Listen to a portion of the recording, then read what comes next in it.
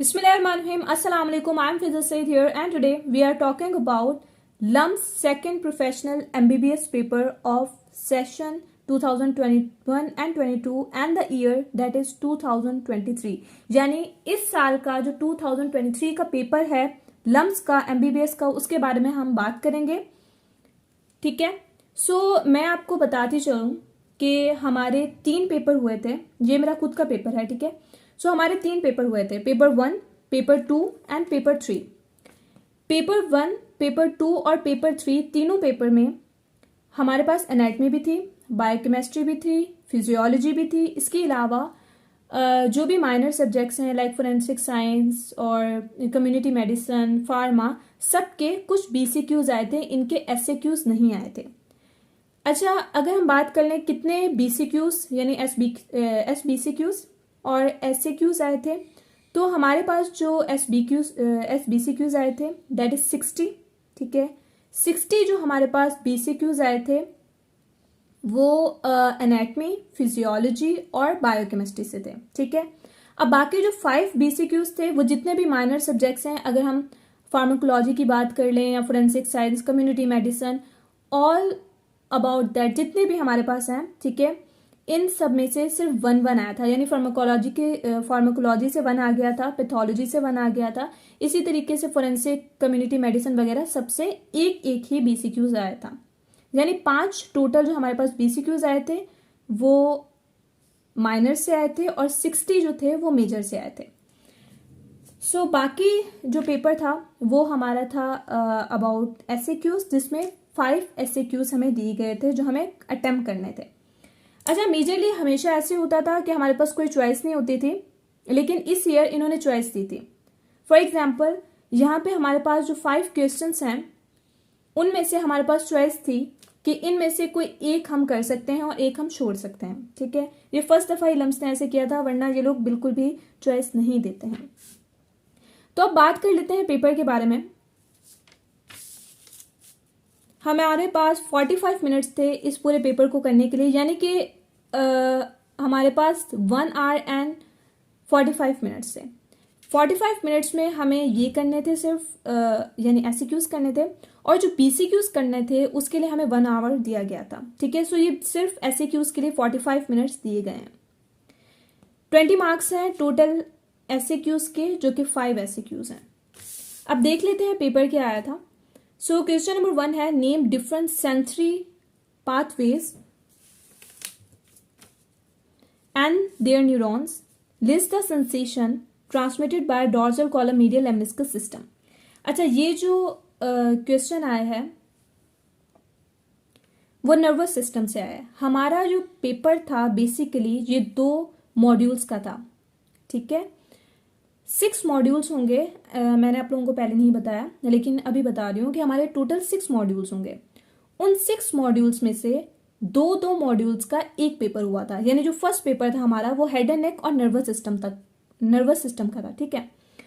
अब अगर हम फर्स्ट क्वेश्चन की बात करें तो ये नर्वस सिस्टम यानी न्यूरो से आया है. ठीक है.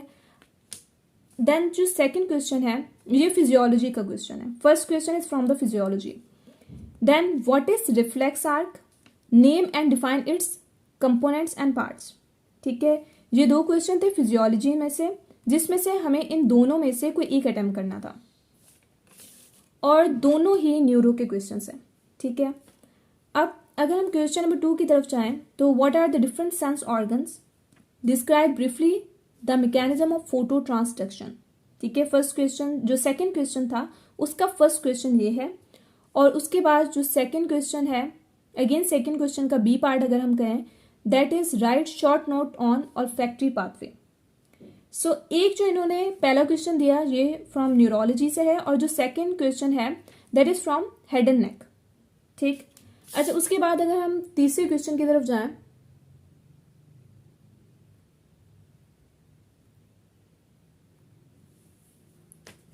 जो तीसरा क्वेश्चन है इसमें हमें एक सिनेरियो दिया गया है. A 35 years old male after road traffic accident presented emergency department with hemisection spinal cord. Diagnosis of Brown Sequard was made with ipsilateral paralysis and loss of proprioception and contralateral loss of pain. ठीक है। सो contralateral side पे loss of pen हो रहा है, और ipsilateral side यानी जो same side है उस पे पैरालाइसिस हुई है, ठीक है, पैरालाइज हो गया वो इंसान सेम साइड पे, और लॉस ऑफ प्रोप्रिसेप्शन हो गया है सेम साइड पे। लेकिन कॉन्ट्रालैटरल यानी जो डिफरेंट साइड है उस पे लॉस ऑफ पेन हुआ है, टच एंड टेम्परेचर सेंसेशन हुआ है। So that is diagnosis is Brown Sequard syndrome होता है। इस जो कंडीशन बताई गई है कि इप्सिलैटरल साइड पे पैरालिसिस हो रही है और लॉस ऑफ प्रोप्रिसेप्शन हो रहा है, लेकिन कॉन्ट्रालैटरल यानी दूसरी साइड पर loss of pain, touch and temperature sensation हो रहा है, ये होता है ब्राउन सैकवर्ड सिंड्रोम, ठीक है। अच्छा, ये सिनेरियो इन्होंने हमें दे दिया है। अब अगर हम क्वेश्चंस की तरफ जाएं, अगर आप लोगों के पास टाइम ना हो तो आप भले सिनेरियो ना पढ़ें। सिनेरियो का एज सच रिलेशन तो है आपके क्वेश्चन से, लेकिन अगर आप डायरेक्ट क्वेश्चंस भी स्टार्ट कर देंगे तो आप उसका आंसर दे सकते हैं अगर आपको उसका आंसर पता है, ठीक है। फॉर एग्जाम्पल अगर ए की तरफ देखें तो हम that is the name the tracts in spinal cord that are responsible for conduction of pain, touch and temperature sensation. तो इसमें ट्रैक्स ही बताने स्पाइनल कॉर्ड के जो भी ट्रैक्स हैं जो पेन, टच और टेम्परेचर को लेके जा रहे हैं, ठीक है, वो हमें बता देने हैं। देन जो बी है, what is the embryological source of the spinal cord, ठीक है। सो ये एम्ब्रियो का क्वेश्चन है। देखें, फर्स्ट क्वेश्चन इन्होंने ग्रॉस एनाटमी से दिया है, देन सेकंड क्वेश्चन एम्ब्रियो से है, देन थर्ड क्वेश्चन है mention the microscopic features of the spinal cord. यानी कि आप लोगों को इस पेपर के लिए जिस चीज के बारे में भी पढ़ें, चाहे आप स्पाइनल कॉर्ड के बारे में पढ़ रहे हैं, पहले उसकी एना पढ़ें, उसी चीज की एना, ग्रॉस एना पढ़ें, उसके बाद एनाटमी ग्रॉस पढ़ने के बाद आप उसकी पढ़ेंगे एम्ब्रियोलॉजी, आफ्टर एम्ब्रियोलॉजी आप पढ़ेंगे हिस्टोलॉजी, ठीक है, तीनों चीजें पढ़नी है आपने। Then we are talking about the second one question which is a 45 years old lady presented with dizziness, uncoordinated movements and nystagmus. Okay, so एक लेडी है जो कि प्रेजेंट करी है डिजीनेस से, अनकोऑर्डिनेटेड मूवमेंट्स यानी उसकी जो मूवमेंट्स हैं वो कोऑर्डिनेटेड नहीं है। इससे हमें समझ आ रहा है कि कुछ ना कुछ सेरिबेलम का मसला है, क्योंकि coordination is the main function of the cerebellum, ठीक है। एंड ऑल्सो नयास्टिग्मस जो आई की मूवमेंट होती हैं अगेन वो सेरिबेलम से रिलेटेड होती हैं। Diagnosis of cerebellar disease was made, यहाँ उन्होंने डायग्नोसिस भी बता दिया कि भाई सेरिबेलर डिजीज है। अब अगर हम इसे नहीं भी पढ़ते, हमारे पास टाइम नहीं है, तो हम तीनों क्वेश्चंस अटेम्प्ट इजीली कर सकते हैं, ठीक है।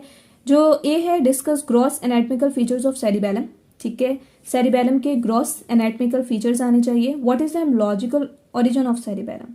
देन एम्ब्रियो पूछ ली है, how the cerebellum is seen under microscope. Then histo भी पूछिए। वही बात मैं आपसे दोबारा कहूंगी कि आप जो भी चीज पढ़ रहे हैं इसकी आपको ग्रॉस भी आनी चाहिए, एम्ब्रियो भी आनी चाहिए, हिस्टो भी आनी चाहिए, तीनों चीजें साथ पढ़ें ताकि आप लोगों को अटेम्प्ट करने में पेपर आसानी हो। फिर हम बात कर लेते हैं क्वेश्चन नंबर 4 की। अच्छा, अगर हम क्वेश्चन नंबर 3 को देखें जो कि एनाटमी का क्वेश्चन था, it is all about neuro. ऊपर अगर स्पाइनल कॉर्ड से क्वेश्चन आया, ये भी न्यूरो से आया है, जो सेकंड क्वेश्चन आया है सेरिबेलम वाला वो भी न्यूरो से आया है, ठीक है। अगर हम सेकेंड क्वेश्चन देखें, 6 years old boy presented with severe pain in the ear, ठीक है, on examination the tympanic membrane was red and bulging, it was diagnosed as the otitis media, ठीक है। सो otitis media डायग्नोस्ड हो चुका है। अगर हम इसे ना भी पढ़ें तो भी हम अटेम्प्ट कर सकते हैं। ए क्या है, right down the boundaries of middle ear cavity, middle ear cavity की बाउंड्रीज आ जाएंगी। अच्छा, अब ये क्वेश्चन कहाँ से है, ये आया हेड एंड नेक से, ईयर से। What are the routes of spread of infection from middle ear cavity to surrounding structures. So कौन से रूट्स हैं कि जो मिडल ईयर कैविटी से जो भी मतलब इन्फेक्शन हुआ है मिडल ईयर कैविटी का, वो सराउंडिंग स्ट्रक्चर से जा रहे हैं। सो काफी सारे रूट्स हैं, इसके बारे में आपको पढ़ना पड़ेगा। विच Embryological structure give rise the development of tympanic cavity and mastoid antrum, ठीक है। कौन से एम्ब्रियोलॉजिकल स्ट्रक्चर हैं जो कि टिम्पेनिक कैविटी को बना रहे हैं और मेस्टोइड एंट्रम को बना रहे हैं, ठीक है। सो ये एम्ब्रियो से आ गया क्वेश्चन, और ये दोनों जो क्वेश्चन थे वो ग्रॉस से थे, इसमें कोई भी हिस्टो का क्वेश्चन नहीं था। देन अगर ये क्वेश्चन ना आए तो हम दूसरा क्वेश्चन कौन सा अटेम्प्ट कर सकते हैं वो देख लेते हैं। A 35 years old male presented with difficulty in chewing the food due to inability to close the mouth properly and also having decreased salivation, ठीक है। सो च्यूइंग नहीं हो रही, मतलब वो च्यू नहीं कर पा रहा किसी भी चीज को। Inability closing of mouth, close नहीं कर पा रहा माउथ को, and also having decrease salivation, salivation भी डिक्रीज हो चुकी है। ठीक है, सो अगर हम तीनों क्वेश्चंस को देखें, A name the muscles of mastication along with their nerve supply. Muscles of mastication 4 हैं, या आसानी से आपको याद भी हो जाएंगे। नर्व सप्लाई भी इसकी बहुत आसान है, आई थिंक मैंडिबुलर नर्व है। उसके बाद जो बी है, व्हाट आर द, नेम लिखना है और छोटा सा क्वेश्चन आराम से हो जाएगा आपसे। नेम जो सेकंड है, what are the derivatives of first pharyngeal arch, ये भी बहुत आसान सा क्वेश्चन है, इजीली अटेम्प्ट कर सकते हैं। C is write down the difference in the histological features of the salivary gland.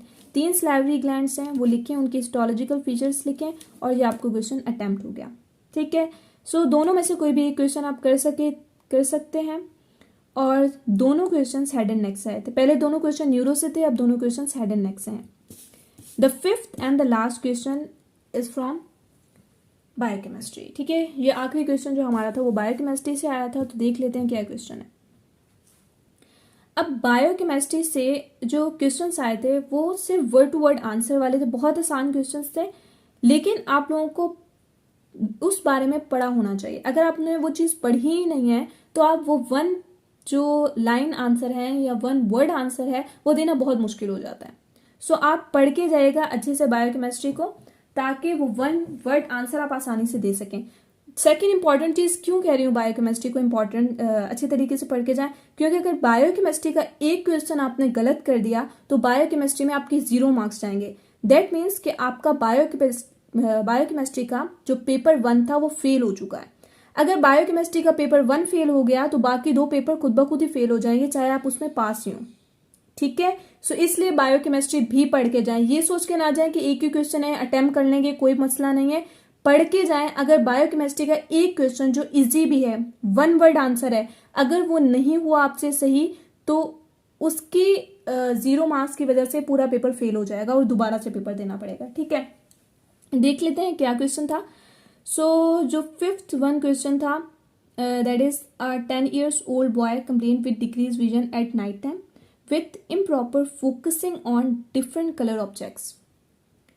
On clinical examination, his serum retinol binding protein level was decreased.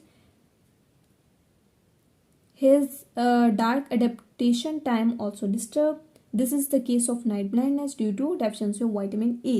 Vitamin A की deficiency की वजह से mainly night blindness ही होता है। ठीक है, और इसमें हमें देखने से पता चल रहा है कि एक तो रेटिनोल बाइंडिंग प्रोटीन कम है, ठीक है, दूसरा डार्क एडेप्टेशन टाइम भी ज़्यादा हो गया है, दैट मीन्स नाइट ब्लाइंडनेस हो गई है। अच्छा, अब हम लास्ट में ये 3 क्वेश्चन देख लेते हैं। सो ए है, what are the richest dietary source of vitamin A, that is fish liver oil. ठीक है, आसान सा क्वेश्चन था लेकिन पता होना चाहिए। What are the ocular science of vitamin A deficiency. अगर आपने लेक्चर अच्छे से लिया हुआ है ना तो आप तीनों के जवाब आसानी से दे सकते हैं। ठीक है, ऑक्यूलर साइंस पूछे हैं तो आप लोगों ने ऑक्यूलर साइंस ही बताने हैं। ठीक, after that you can say जो लास्ट वन क्वेश्चन है, name of fatty acids which is the common form of vitamin A storage at liver. Retinol palmitate था आई थिंक। ठीक है, सो ये 3rd वन क्वेश्चन भी हो गया। ये आसान सा क्वेश्चन है, 1 वर्ड आंसर था और बहुत आसानी से ये क्वेश्चन हो जाएगा, लेकिन आपको आना चाहिए क्वेश्चन, वरना बाकी तो जो पेपर आपने सही भी किया होगा तो उसके मार्क्स भी नहीं मिलेंगे। ठीक है, सो होप सो कि आज की वीडियो आप लोगों के लिए बेनिफिशियल साबित रही होगी, आप लोगों को कुछ सीखने को मिला होगा। अगर आज की वीडियो आप लोगों को अच्छी लगी है तो चैनल को लाइक कीजिए, सब्सक्राइब कीजिए, और अगर कुछ समझ ना आया, कोई भी क्यूरी है आप लोगों की, तो आप मुझसे कमेंट्स में पूछ सकते हैं। मिलता है नेक्स्ट वीडियो के साथ, रखिएगा अपनी दुआओं में मुझे याद। अल्लाह हाफिज़।